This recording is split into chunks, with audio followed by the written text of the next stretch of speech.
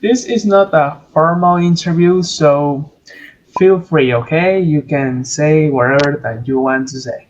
Okay, sounds good.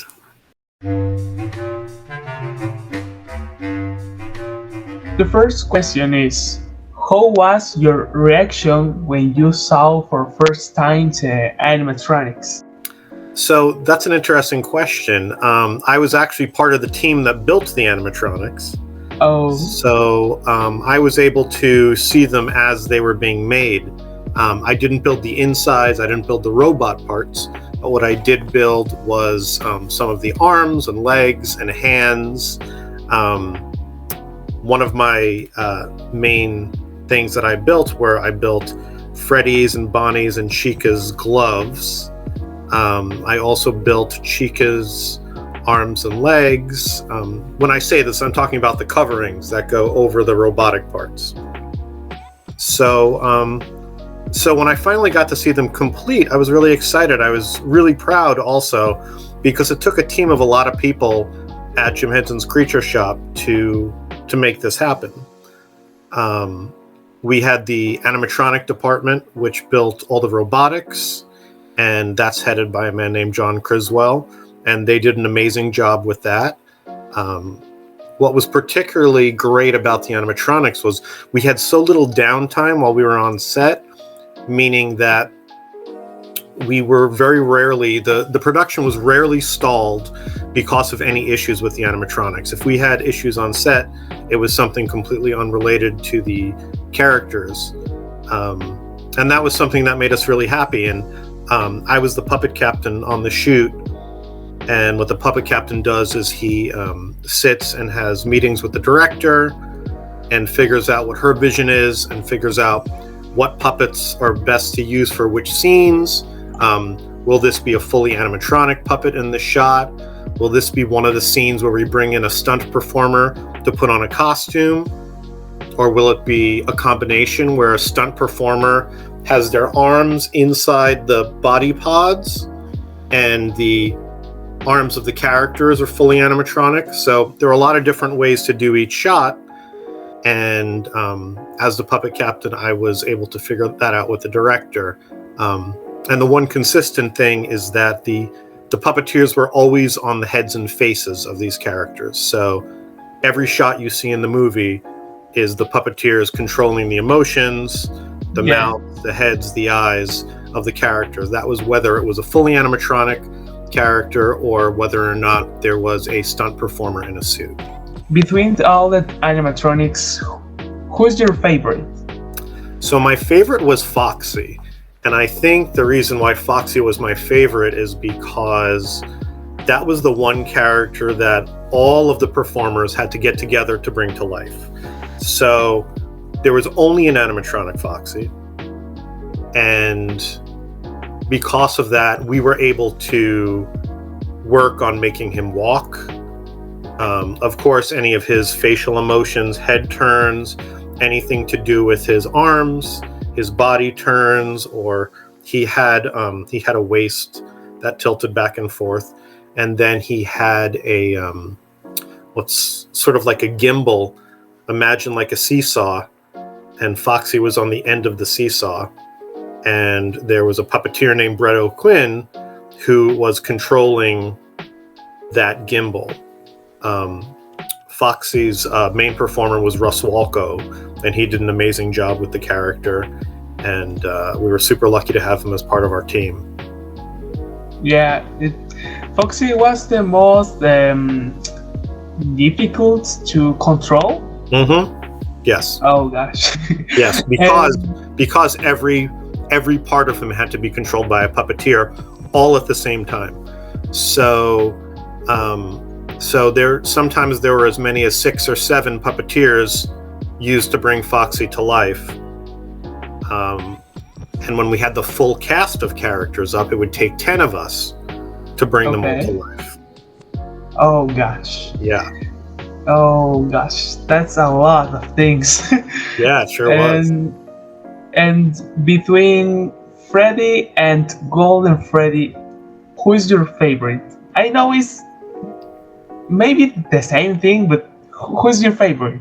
It's actually not quite the same thing. It's hard to pick. They each had their own special things. One of the things I could say is, you've seen the movie, and Golden Freddy is not in a lot of it. I want to say we only did 3 shooting days with Golden Freddy. One of the days was when we shot the scene in the cab and the scene where he's in the house with the ant. And then the other 2 days were when we shot outside of the restaurant. When you see him from behind, it's the shot that was used in a lot of the posters. So we didn't get to do too much with Golden Freddy, and my hope is that he has a bigger part if we get to do a sequel. That would be amazing, because I'd like to be able to explore his character a little bit more. The main differences between Freddy and Golden Freddy is that Golden Freddy, I believe, was meant to be a little bit more creepy. Yeah. I want to say that my performance of him, I sort of based him a little bit on almost like Michael Myers from Halloween. The way that, he was all about head turns, things like this, just very slow movements. Yes. And Freddy, because he had such a bigger part, we were able to explore that character a little bit more. And I sort of saw Freddy as, now, I know he's a killer animatronic, but I did sort of see him, because they all have kids inside of them, Yes.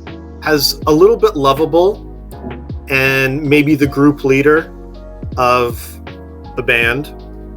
And I really wanted to show that he was protective of Abby and that he was protective of the restaurant, of his domain. So we did the best that we could with that. And I feel like we did really well. Again, a lot of Freddy's scenes, he was fully animatronic, meaning that he was on a stand and I was controlling his face and head. And then we had other puppeteers controlling his arms. And then for shots when you see him walking, then we would use a stunt performer named Kevin Foster. And Kevin was great. And Kevin would get in the suit for scenes when we needed to see a character move from one side of the screen to the other, because what Freddy didn't have was he didn't have mobile legs, the animatronic version. So that's when we had a stunt performer in there. Oh, okay.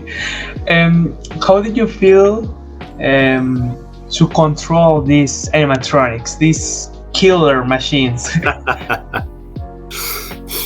It was interesting. First of all, I really enjoyed it.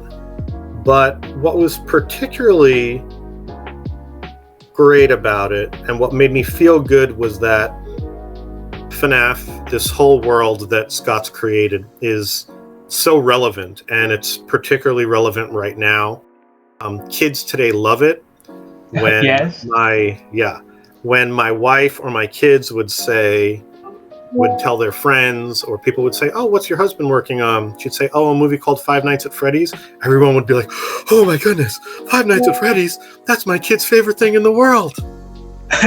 And my son got really great bragging rights, that he was able to tell people that his dad was Freddy. And I was proud of that, because sometimes you work on projects for things that aren't necessarily relevant anymore, that aren't very popular. But this was something that I knew my family could be super proud of, and I was proud to be a part of it. Also, I was super proud because I was representing the Jim Henson Company. And the whole reason why I'm in this business to begin with is because of Jim Henson. I was inspired by the Muppets and Sesame Street when I was a kid, and I always knew that when I grew up, I wanted to be a puppeteer. And I'm very fortunate that the hard work that I've put forth has allowed me to do that. And now I actually work for the company that inspired me all those years ago. And it's an amazing company and great people, and a lot of people who still worked with Jim. And so how was it controlling a killer animatronic? It was great. I loved it, and I was super proud to be able to do it. Oh gosh. And you did you say that there was other puppeteers that control the other parts of the body of the animatronic. Hmm. You did the face part? I did the face and the head. So anytime you see Freddy turning his head, blinking, his ears, his mouth, his eyebrows, Yeah. looking back and forth, any of that kind of stuff, that's what I was in control of. And you did the eyes? I did. Oh Yes. gosh. Mhm. And what is your favorite type of eyes? Because you know, animatronics have different types. The Sure. original, the red eyes. What's your favorite? I liked the original eyes. I liked when they were lit up, but when they were blue, when you saw his blue eyes. Yes. Not as much the red, but we didn't use the red very much. That was sort of a test. A lot of the scenes we would shoot both ways. We would shoot it with the eyes lit up with the sort of the white light, and then we would do a take with the red light, so that the director had the choice when she was in editing to decide which one she wanted to use. As you can see in a lot of the movie, the red eyes were not used, but she had them to fall back on if she wanted to. And it's interesting because I've read a lot of fans I know are not big fans of the red eyes, but my son was showing me the cover of one of the graphic novels that he has, and I guess in that graphic novel they do have red eyes when they're killing or when they get angry. So it's really depending on what a specific fan, what their preference is, and I could totally understand that because I feel that way about the different fandoms that I'm excited about. Okay. And okay, I'm going to do a next question. Sure. So, what is your favorite scene that Freddy appears? Okay, so that's easy. My favorite scene, and this is a spoiler, so hopefully you guys have seen the movie. My favorite scene is when he bites Max in half. Oh yes. That was so fun to do, and the way that we did it is we did it the way that shadow puppets are done, which is we shined a big light on it, and we had Freddy a little bit closer to the camera, allowing him to be larger. Now I have to think, was he closer or further away? We wanted him to be bigger. That was our goal. Okay. So we made sure that Freddy was larger in the shot. And then we had Kat Connor Sterling, who climbed up on the chair, and she would look into the mouth. And then the hand that you see come out is not actually a child's hand. It is the hand of a puppeteer and puppet wrangler named Jack Kendall. Oh. And he's actually very responsible for the heads for building the heads on the characters. Excuse me. So he built the original Freddy head and worked on a bunch of the other heads. But he was instrumental in getting these characters made. He's super talented. He turned 21 years old while we were shooting the movie, and that shows you how young he is. And he learned everything he knows from watching YouTube videos. And now he's an amazing builder who works at the Jim Henson Creature Shop. But anyway, so that's his hand coming out to grab Max. And then we had a stunt performer who they connected to a rig, and they pulled her up, and they made sure to get her shadow. And then it was a lot of compositing. So Freddy would bite down on her, of course not actually on the actress, just bite down on the shadow. And then in post-production they removed the front of her body to to show that she had been chopped in half. But I love that scene. It was super fun to shoot. It was a big collaboration between the puppet department, the stunt department, the visual effects, and I feel like it came out really well. And I feel like that's when you see Freddy at his most brutal. That's when you see him like, okay, I'm going to take control of the situation. And I really enjoyed that. Yes, because that when I saw for first time that scene, that was I was because I didn't expect that. Sure. 'Cause I thought that they take Max something like, but no, Freddy buy it, and Yeah. I say, oh gosh. Yeah, it was surprising. I mean, I shot the scene and I was still surprised when I saw it in the theater because it worked so well. And my wife just screamed out loud in the theater. People around her started to laugh. But yeah, I really feel like it came out really good. Yeah, it was one of my favorite scenes. And the next question is, how difficult was to control them? The Sure. animatronic. So it was difficult, and we did a lot of rehearsal. We did, I want to say, about a month of rehearsal before we started shooting, and it allowed us to get familiar with the animatronics. And the biggest, the hardest part was the fact that we were using a controller which looks very much like a PlayStation controller, but it's actually used to fly model airplanes. And it has 2 toggles. It has things on the side. It has things on the back.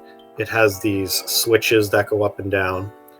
And then it has, I don't remember what it's called, but if you move the controller this way or that way, then the ears would go up or down. I guess it's sort of like a motion activated thing. I'm sure everyone in the chat is going to be like, it's called this. I'm old and I don't remember these names. But it was difficult because often we had to do, or I had to do all of those things at the same time. So often I had to be blinking and looking to the left while his ears went up and his mouth opened and his head turned. So that would be like you really have to get in the zone and be like, okay, so that's left on the toggle, push the wheel, flick the switch on the back, turn the controller this way, and then rotate like that. So you're like, just to get Freddy to go. Yes, I remember that scene. That was very fun. That was just for Freddy or Golden Freddy too? That's for Golden Freddy as well. And for Golden Freddy, I had an assist. Her name is Amanda Maddock, and she was great. And she took over some of the controls. For that, because Golden Freddy did not have to do as much, the puppet wranglers were able to split the controls between 2 performers. So, excuse me a second. Don't worry. So I was in control of the head turn, I believe, and the blink for Golden Freddy. Or no, you know what? I did the eyes and the mouth for Golden Freddy, and Amanda was doing some of the head turns and some of the up and down. So, yeah. So anyway, we were able to split that information to make it a little simpler, especially since Golden Freddy was stationary the whole time. We never saw Golden Freddy walk, which was intentional. I guess from what I've seen from the games, most of the time Golden Freddy is just in one place. He's like sitting, right? Yeah. Maybe, I'm not sure if I've ever seen a shot of him standing in the game or not. But because he was mostly immobile as far as walking, we never had to bring in a stunt performer to have him walk or anything like that. So we had made a Golden Freddy suit, but it was never used in the movie.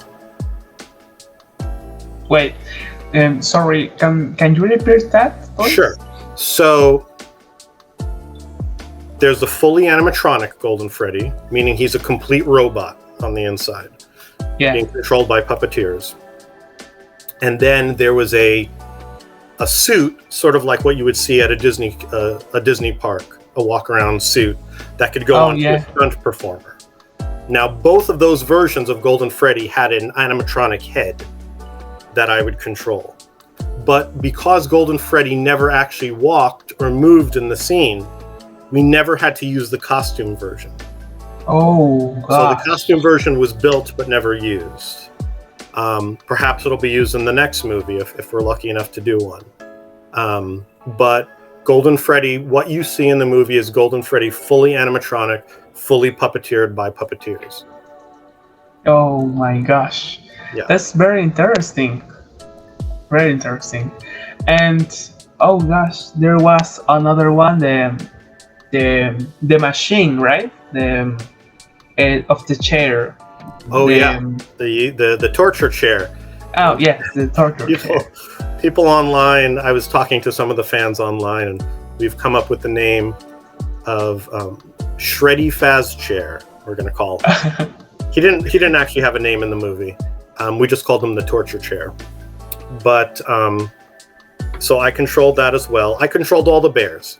If you see a bear in the movie, I was controlling it. So that was sort of on a big arm. As you can see, it's like an arm, and then the head was hanging from it. Yeah. And that was a little bit different because that had the eyes that would open and close like this, sort of like what you'd see on a camera. And those were made by Barton Gilly. You know what? I might be pronouncing his name wrong. He's going to call me and say, "You pronounced my name wrong." But Barton created that, and he did an amazing job with it. And that was fun because I was able to move it as it got closer, as it got further away. And then we also had the rotating blades. Now, those blades were made out of foam, soft foam, probably the kind of foam, I guess I could equate it to the foam that you would use on like a stress ball, like very soft. But they were still moving very quickly, so we still had to be super careful about letting it touch the faces of the actors. So Ryan, who played the security guard, and Josh, who played Mike, we had to be super careful to not let that touch their face, because anything moving at that speed, even if it's super soft, could cause an injury. And one of the main things when you're on a film set is that safety comes before everything else. So while normally I would watch my performance on a monitor to see what the camera's seeing, in this case I actually just stood as close as I could to Josh and the bear without getting in the shot, so that I could actually see with my own eyes when it was getting close to him and I needed to let go of the controls. So yeah, so that was fun. It was a little nerve-wracking, and both Josh and Ryan were great sports about it. They were super excited to, be doing the scene. Never any issues there. And then we had one of the stunt performers was actually pulling the whole rig toward the face.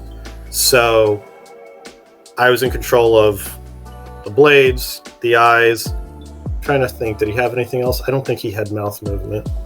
And then the stunt performer was pulling it towards their face. And then the director would yell, "Cut." I'd let go of my controls. The stunt performer would stop pulling. So we made sure it never touched their faces. Oh gosh. This is interesting because we can say that the more easy to do was the torture machine or Golden Freddy. Oh, Golden Freddy. Golden Freddy. Definitely, Okay. Golden Freddy was easier. Yes, for sure. Yes, because he didn't move a lot. Just his head, Right. eyes, Mhm. and he didn't move their ears, right? Are you talking about the torture chair or Golden Freddy? Golden Freddy. Yeah, so Golden Freddy, we did have a little bit of ear movement that we did on the day when we were outside of the restaurant, and that was 2 days worth of filming. For one of the days, I was assisted by Amanda Maddock, and one of the days I was assisted by Russ Walco. And those days were funny because we were trying to we had paparazzi that would come to the set when we were shooting outside that would try to get pictures for the internet. And we were trying really hard not to have Golden Freddy leaked in pictures. Of course, it didn't work. We all saw the leaked Golden Freddy pictures. You can actually see me in one of the shots. And Bobby Bennett, Bobby is amazing. Bobby was the designer at Jim Henson's Creature Shop that made it possible for all of these animatronics to be made into 3D puppets. He designed everything. He built it. He coordinated with Emma Tommy, our director. He oversaw all of us, and he hates attention. So he'll probably hate that I'm even mentioning his name right now. But he's so humble and so talented. And the funny thing is that his, in the past, he worked at Rainforest Cafes, working on the animatronics for those restaurants. So his experience started doing restaurant animatronics. And now he was a senior designer designing these restaurant animatronics for this movie, and he was amazing. Anyway, you can see him in the picture with me, and some of the other Wranglers as well. And it was fun seeing when those pictures did get released, because once they're out there, and we could say to our friends and family, hey, if you saw that picture, that's me over there. You can see the back of my head. I'm controlling Golden Freddy and stuff like that. So yeah, so it's fun stuff. And did you meet Scott Cawthon? I did. Yeah, Scott's great. He was so excited to see the animatronics in 3 dimensions. He came into the, we called it the puppet box. It was like a big wooden room that they had created that we could store the costumes in and store the puppets in and make sure that it was locked up at night. And make sure that anyone who came into the building couldn't easily get pictures of the characters. So anyway, Scott came in and he was talking to Bobby Bennett and myself and just saying that he was just so thrilled with the way that the characters came out, that they were exactly what he had hoped for, that he wanted to take them home with him, and that he was definitely taking the torture chair with him. And that he wanted to take the other ones and just put them in his closets so that when his wife and kids would go to open the closet, it would freak them out. That's cute. That's amazing. Yeah. That's amazing. But he was great. He was so supportive, and he was there, I would say, at least 90% of the time he was on set with us. And if we had a question, we would just go right up to him and say, would this character do this? Would this character do that? Sometimes he would change things, always for the better. I think everything came out really well. So yeah, he was there and he was super supportive, and we hope to get to work with him again in the future. Okay, so let's go for the next question. Okay. How can I say this? Any deleted scenes? Yes, where you did Freddy? I was talking to one of the puppeteers, Brett O'Quinn, who did Mr. Cupcake, and we were trying to remember if there was anything that we shot that didn't make it into the final film. And I can't remember anything that had the puppets in it. I believe there were some scenes that were just humans, maybe like at the mall or at Mike's house, that may have been shortened or cut, but I can't remember any scenes that were cut that we were a part of. One thing I can remember is there was a scene, and I won't tell you what it is, but there was an end credit scene that was cut from the original script. Which I understand why, and we never shot it. We didn't shoot it. But it sort of leads into the possibility of a second movie, and I'm super excited, and I hope that that we get to see some of what was in that end credits scene. That again, we never shot it. We never shot the end credits scene. That we shot is what you see, which is the cab driver and Balloon Boy, right? Is that's the scene, right? Yeah. But there are definitely ideas floating around of what they might want to do in a sequel, and yeah, I hope it happens, and I hope we get to be a part of it. People have been asking me, have you heard anything about a sequel? I have not. I've heard exactly what you guys have heard, which is that we hope it gets made. I hope that Jim Henson's Creature Shop is involved in building the characters if it does get made. And I hope that if the Creature Shop is involved, that I get brought back to Puppet Captain and play Freddy. Yeah, I expect that too. Hopefully. You never know. That's just Hollywood. In Hollywood, you never know what's going to happen. Yes. So, and have you ever played Five Nights at Freddy's game before the movie? Yes. So I played the game before I started shooting the movie, but not before I was cast. So I was cast in the movie. I found that I was definitely going to be doing it and that I'd be playing Freddy. And then I went to the #1 expert in everything FNaF, which is my 10-year-old son. And I said to him, you got to show me this game, you know, because I'd seen the toys in Walmart and in Target. And so I definitely knew of it, but I wanted to actually play the game. So we bought all the games on our, all the games that were available for our Nintendo Switch. And my son, my daughter, my wife, and I, we all sat in the room together, and we played the first couple of games. And I'm terrible at it. I can't get past the second night. But my son was able to beat the first game, and then he showed me parts of the second game. And it's so scary when those characters jump out like that. You would all just be like, ah! Yes.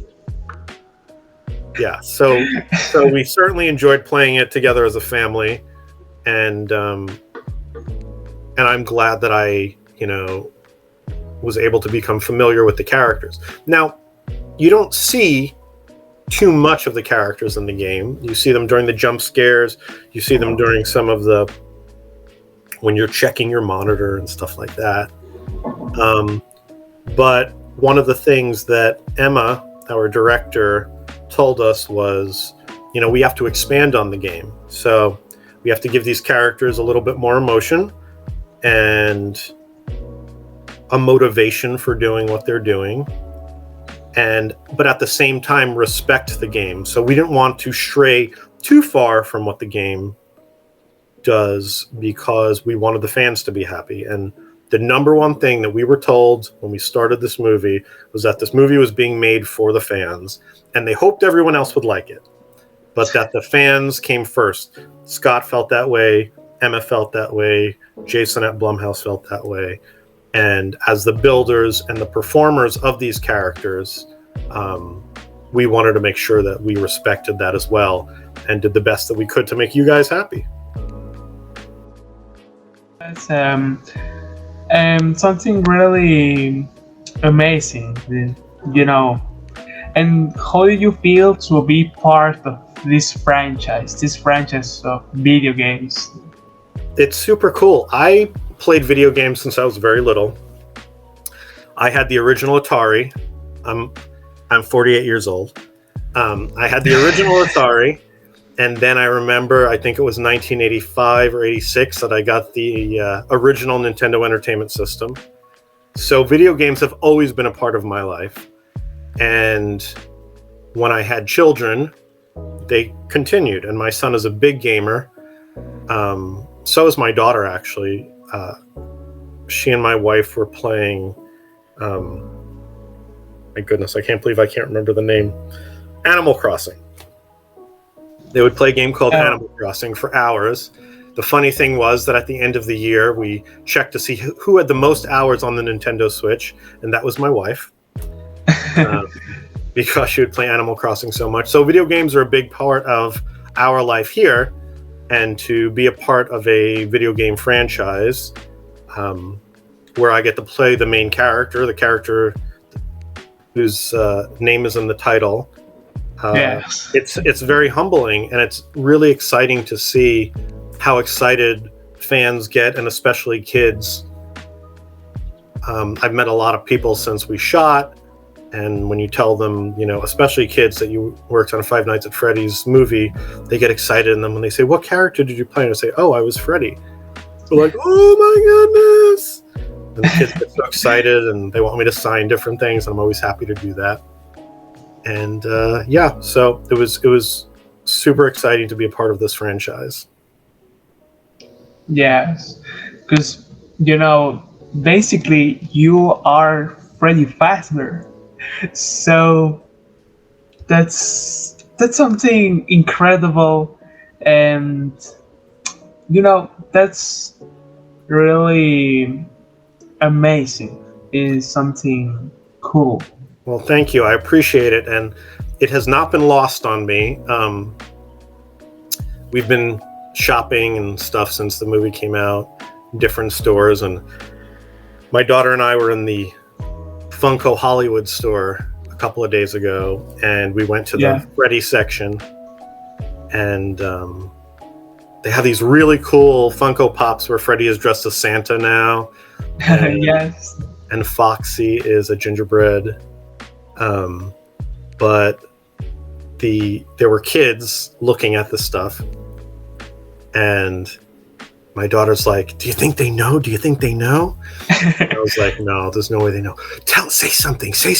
Tell them you're Freddy." And I was like, "Oh, I'm not going to do that. Just let them enjoy their shopping." But it's nice. It's really nice to be a part of something that people love so much, and my job is just to make sure that I do a good enough job that people continue to love it. And there are Freddys who've come before me, the voices for the video games. There's a guy named Kellen Goff, I believe his name is, who's done Freddy's voice for a couple of things, which is great. And there'll be Freddys after me, I'm sure. Hopefully this franchise lives for 50 years, long after I'm gone. That Freddy Fazbear will still be a part of people's lives and people's hearts, Yeah, because these are not just video games. This means a lot. This is a part of life of so many people. Yes, and that's something in our hearts that say, "Oh my gosh, this is amazing." Yeah. Okay, let's go for other question.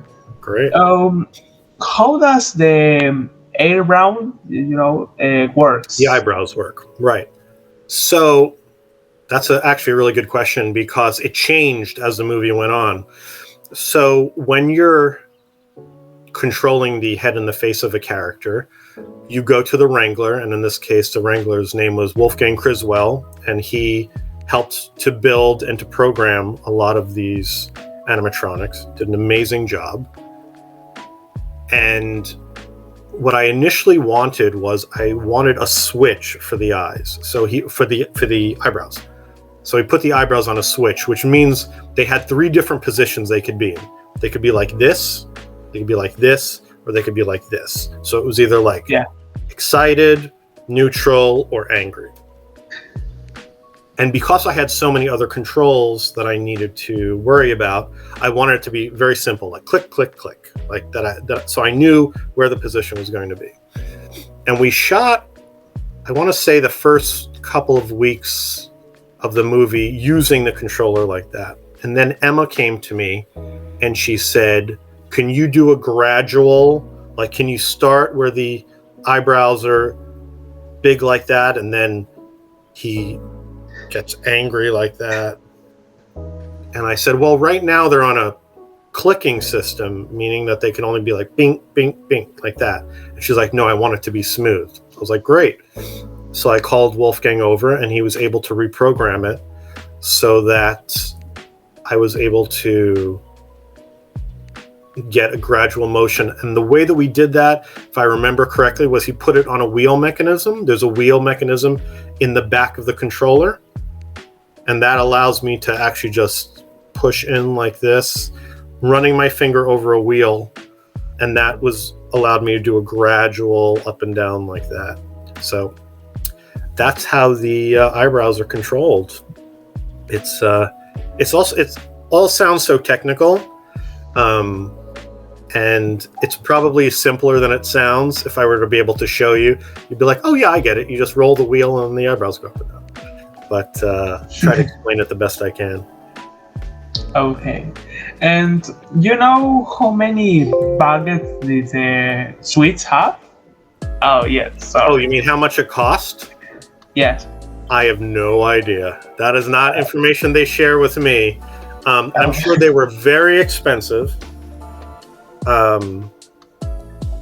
When you're using a company like the Jim Henson Company, which has a legacy of amazing characters from Ninja Turtles to Kermit the Frog, Big Bird, all these things, they bring in some of the best people, and that's not inexpensive. But I know that I know whatever they spent was worth it, because the fans are super happy.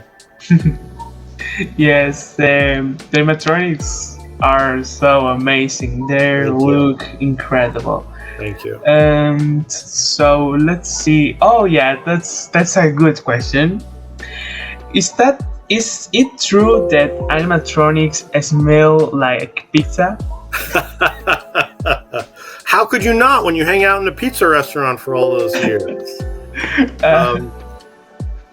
I could say that these animatronics did not smell like pizza. It's a good thing, because I am always hungry.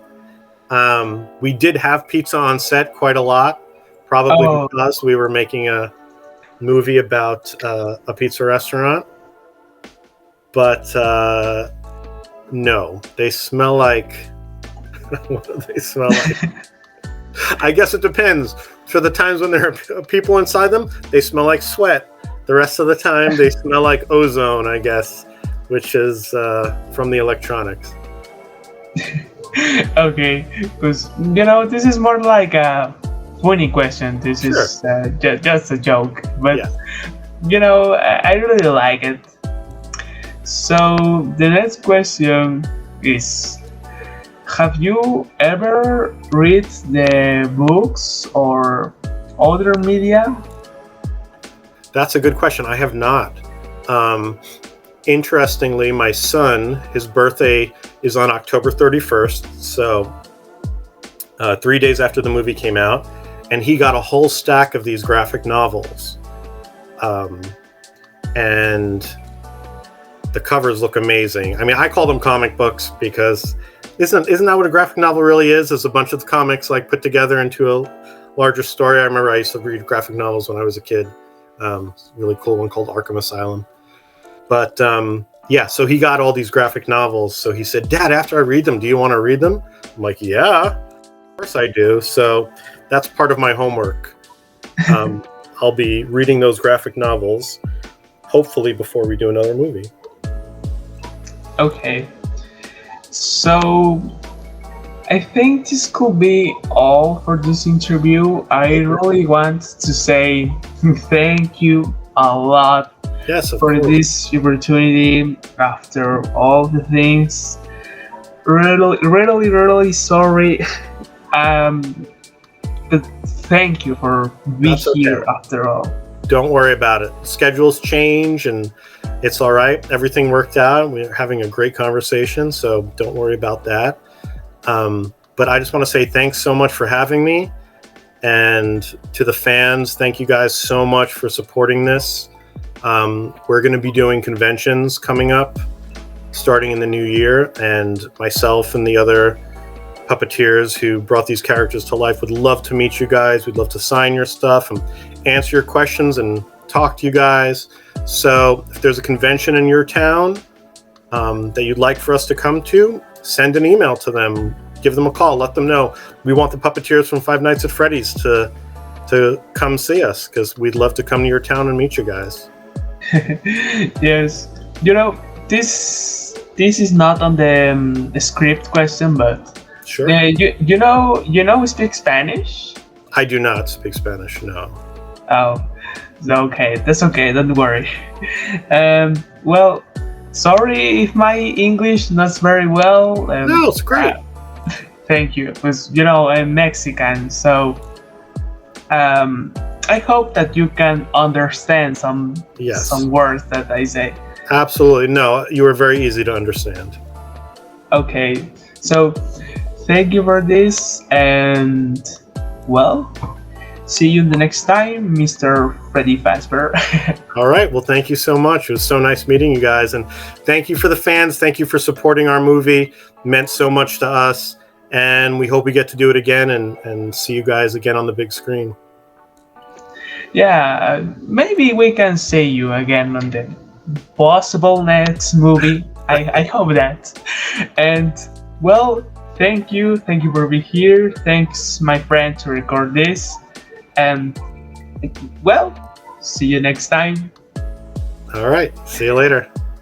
Bye. Bye.